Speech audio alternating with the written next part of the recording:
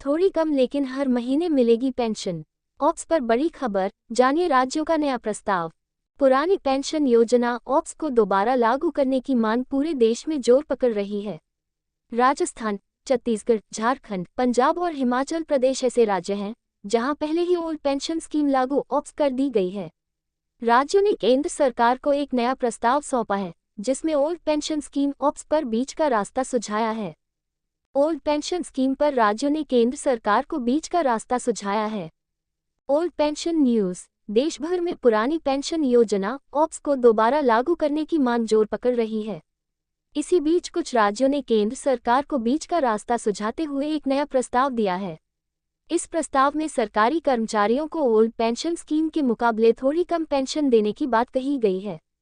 लेकिन महत्वपूर्ण बात यह है कि कर्मचारियों को ऑप्स की ही तरह हर महीने नियमित पेंशन मिलती रहेगी।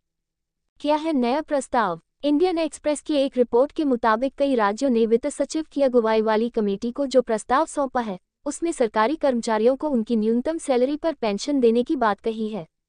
प्रस्ताव के मुताबिक सरकारी कर्मचारी जब सेवा में आते हैं और शुरुआत में उन्हें जो सैलरी मिलती है उसका 50% हर महीने पेंशन के तौर पर दिया जा सकता है। बता दें कि ओल्ड पेंशन स्कीम ऑप्स में सरकारी कर्मचारियों को उनकी आखिरी सैलरी का 50% पेंशन के तौर पर मिलता था।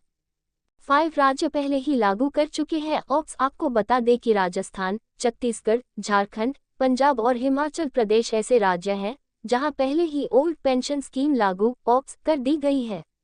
इसी साल मार्च में बीजेपी शिवसेना की अगुवाई वाली महाराष्ट्र सरकार ने भी सैद्धांतिक तौर पर ऐसे सरकारी कर्मचारियों को ओल्ड पेंशन स्कीम का लाभ देने को मंजूरी दे दी थी जिन्हें अभी एनपीएस का लाभ मिलता है।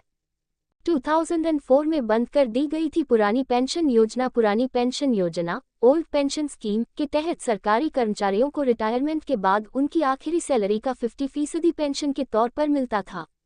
जीपीएफ का भी प्रावधान था। साल 2004 में एनडीए सरकार ने ओल्ड पेंशन स्कीम खत्म कर दी थी और इसकी जगह एनपीएस नेशनल पेंशन सिस्टम लेकर आई थी। इसी साल मार्च में केंद्र सरकार ने संसद में कहा था कि उसकी ओल्ड पेंशन स्कीम को दोबारा लागू करने की कोई योजना नहीं है। सरकार ने इसी बीच ऐसे सरकारी कर्मचारियों को ओल्ड पेंशन स्कीम चुनने का एक मौका दिया था जिनकी नौकरी का नोटिफिकेशन दिसंबर 2003 से पहले आया था।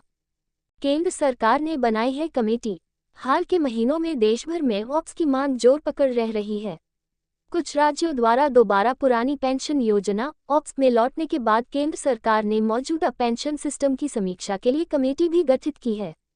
4 सदस्यीय इस कमेटी की अगुवाई वित्त सचिव टीवी सोमनाथन कर रहे हैं।